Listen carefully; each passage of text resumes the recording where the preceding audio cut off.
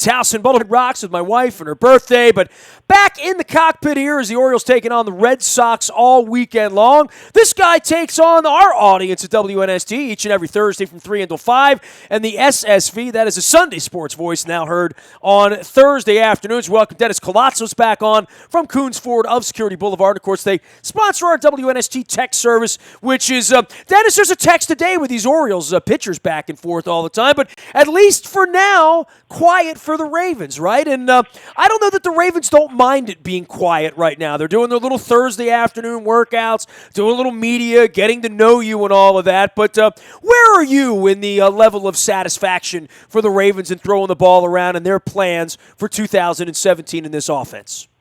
Well, of course, Nestor, I'm highly satisfied with what they've done with the defense, but the problem is the offense.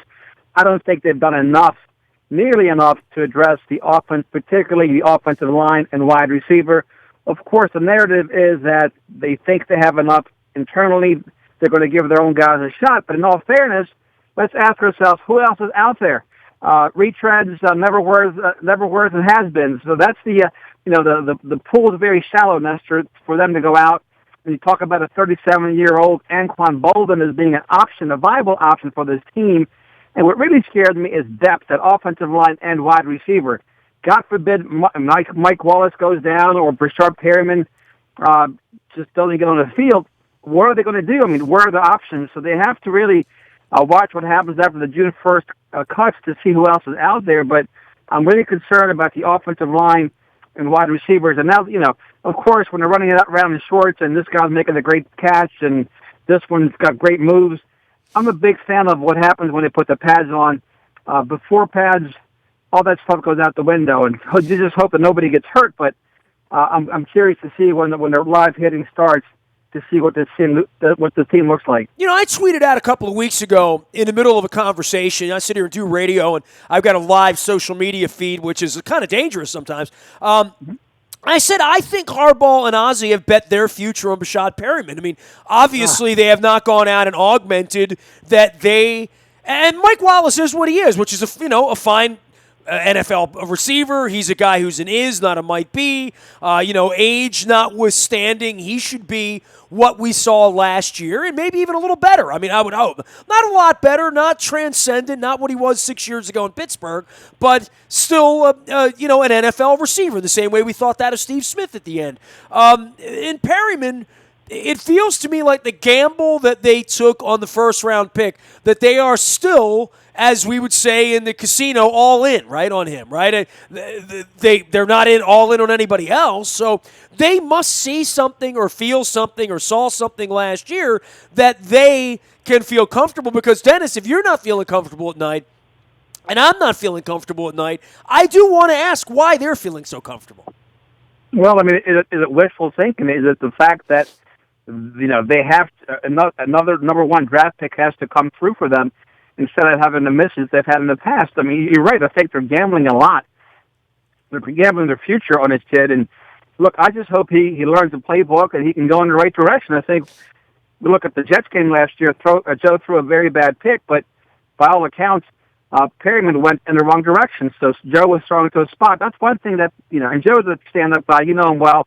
He's not going to rail against his own teammates in the papers after the post-game. He'll sit there like a man and take it. But that's what your average fan doesn't realize out there, is that a lot of times when the quarterback throws a pick, it's not his fault. The receiver went in the wrong direction, ran the wrong route, et cetera. So I hope that he has mastered the playbook this past offseason and that he can, in fact, get on the same page with Joe. That's why Joe stopped going to him last year. Never mind the inconsistent hands. Joe has to know that the receiver has to be there on his pattern. He's got to be on point. He's got to be in his game. He's got to have high football IQ. And unless we see it on the field, Nestor, it's still suspect. It's still out there for conversation. Never mind, can he, in fact, stay healthy for a full season? What's your biggest concern? Is it the O-line or is it the wide receivers? Is it the offense in general? Because any one part of this not functioning well could really be kind of catastrophic for the season. I mean, even as good as the defense is expected to be and the improvement that's supposed to be there. Yeah, I guess I'm going to say probably the offensive line A and the wide receiver B because, look, Ryan Jensen all of a sudden is in the running for starting center. He's a fine ball player. We've seen him on the field at times the last 3 or 4 years, but if he was that good, why wasn't he able to supplant Jeremy Zuta. Why, if he was an option before, why is he an option now? And, Urschel, the same thing with him. That whole offensive line is in flux. We had Jermaine Illuminor. He, the 5th-round draft pick out of Texas A&M. He stopped in and bought a brand new F-150 crew cab from Kuhn Baltimore Ford. And nice young man. And I asked him, where are you going to play at? Is it going to be guard? Is it going to be tackle? He goes, I really don't know. They've got him playing right tackle at this point, but it just speaks to the fact that this offensive line is in fact. I can't imagine that maybe he will be a right guard. Maybe they're going to kick out Marshall Yamamoto to right tackle. And that's for this whole thing it's in flux. I'm not going to say it's a mess. It's a flux. It's a work in progress, but it all starts up front. Look at the Cowboys, the success they've had with that offensive line, whether it's DeMarco Murray running behind them, or Zeke Elliott, or Tony Romo, or Dak Prescott. It starts up front, the big uglies. They've done a great job on the defensive side of the ball, but that offensive line, Nestor, it's a huge question mark at this point. He is Dennis Galatzos. He's out at Coons Ford of Security Boulevard. We're talking a little Ravens football right now. And, of course, Dennis hosts radio here each and every Thursday from 3 until 5 on the SSV on WNST, as well as our text service, which the Orioles have had buzzing. And the Ravens have been kind of quiet for a month, right? And now they're going to go throw it around in a week and a half. And we don't judge much on these mini camps, but the one thing I think we would all like to see and like to believe, and I saw out there last week when I was out there for a little while, is a whole bunch of new bodies running around on defense and guys that maybe have a higher ceiling than a Lawrence guy or some of the other fellas that have seen their way out of here. But this is a huge offseason for all of these draft picks the last 3 seasons on the defensive side of the ball, including these newcomers in the first 4 picks, to get out, run around, impress the coach, and earn their way onto the field. Yeah, just to see if they pass the eyeball test is big. And look, good news for Coach Harbaugh. He hasn't been fined this year for putting pads on the guys prematurely. So he's been NFL compliant. So we're already ahead of the game. Yes, yeah, that's good. He's been there, done it. Coach has learned his lesson, which is a great thing. But look, it's great to talk football. It's great to see the guys out there. And at this point, you don't want to see anybody get hurt. That's the other positive coming out of camp. No injuries thus far. You have guys still recovering, still in the men. But just can't wait for September to roll around here and see what this version looks like. At this point, Nestor, looks like they're going to try to win on defense and special teams. I mean, I can't see how they're going to press the ball offensively. It's a passing league, and this team just has not adapted like the Patriots have, like the Steelers have for the past decade. The game has changed. This is not 2000. It's 2017. Well, the other part of this is it's a big year for Flacco, right? And obviously for what his future here is going to be, and his future as a starting quarterback in the league, he needs to be better than he was. I mean, stepping backwards from last year would be a no-no. I think he has spent this offseason being kind of quiet as well. I know he's got a lot of kids out there and spending the offseason time with them, but he's going to have to come back this year and be an improved version of himself, and I think he realizes that. It's the first time we've really seen a little slippage in his career after this injury, which is expected, I think. Yeah, he developed bad habits last year, still rehabbing the knee, a lot of throws up his back foot, poor mechanics. And but look, in all fairness, you look at the Patriots again, they go out and they get Brandon Cooks. They get Tom Brady, another weapon that can stretch the field. The Ravens just didn't do that. They lost more firepower offensively than they added.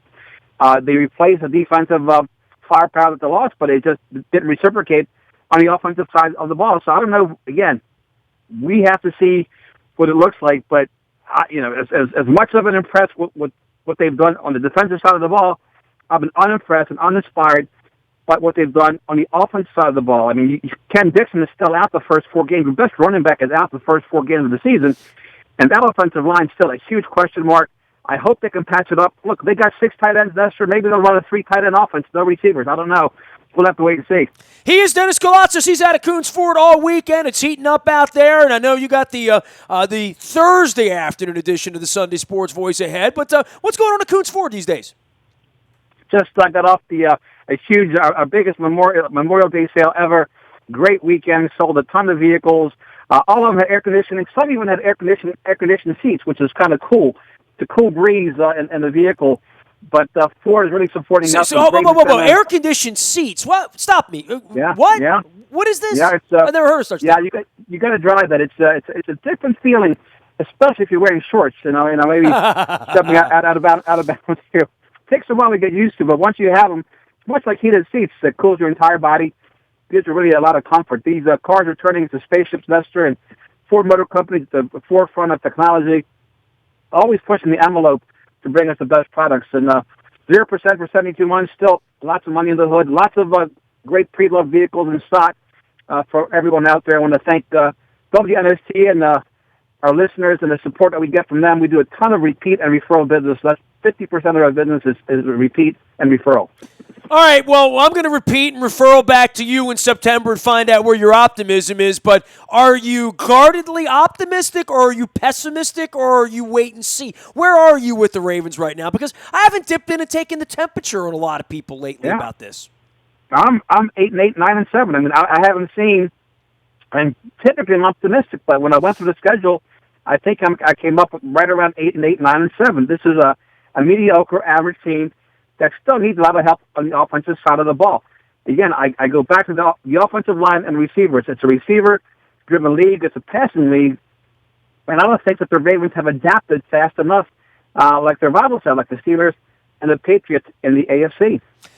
All right, man. Well, have a good show on Thursday, as always. We're going to check in next week, of course, and we got the NBA Finals going on. We're trying to keep the Stanley Cup out of Pittsburgh, and that look. Can you imagine Pittsburgh winning again, Dennis? I mean, I don't know that I can accept this. I've been watching the finals. They're a very good team. I hate to give them their due because they're fun to root against. So do I. They just find ways to win. They're gritty. They're gutty. They play a great brand of hockey, and they're fun to watch. And I just try to picture they're wearing somebody else's uniforms instead of Pittsburgh's. But they're a very good franchise. Until somebody knocks them off, they're still the champs. Yeah, I know. I try not to watch, but hockey sucks me back in. You know how it is, And then you get the whole, well, maybe Pittsburgh will lose, and I have my Predators jersey back here behind me in the broadcast, but I don't know that they're going to make it through the weekend here, Dan. I'm very, very concerned about the Preds right now. Yeah, they're playing at a high level. The Penguins and the Predators. I mean, they just can't seem to catch a break. But a lot of times too, you create your own breaks. Pittsburgh, they just push the puck in front of that net, and good things happen. Well, they volumize that puck in front of the net. Well, if somebody would have gone away to the bathroom in the wrong 3 minutes on Wednesday night, the game went from 1-1 to 5-1 in about 5 minutes. So hopefully Pekka Rinne plays a little better down in Nashville, Smashville, as they say, than he did. Dennis Kalatzis can be reached at the SSV on WNST, out on Twitter. Always a good visit with you. We'll see you on Thursday, Dan. Be well, Nestor. Thank you. You got it. He is the SSV on WNST. And don't forget our text service with all the breaking news as it happens. And, of course, the Orioles sending pitchers up, and Welling Castillo. There's the very, very unfortunate incident that happened earlier in the week there with him. So vote beef, as they say, out on the Orioles vote orange strategy for the All-Star game. By the way, Luke Jones and I will be covering the All-Star game in Miami in 5 weeks now, 5.5 weeks. Luke and I will be down in the dome that I dubbed my least favorite baseball facility, which is true, but I do love Cuban food, and I'm all for the sunshine. So we're doing the All-Star game here in the summer of 2017. I'll be sharing some old-school pictures for our 25th anniversary as well. Nasty at WNST.net finds me 24 hours a day from anywhere in the world, out on Facebook, Twitter, LinkedIn, Snapchat, Instagram, and, of course, streaming live on our Facebook as well as our YouTube WNSTV channel. We are WNST.net, AM 1570 in WNST, Towson, Baltimore, and we never stop talking Baltimore sports.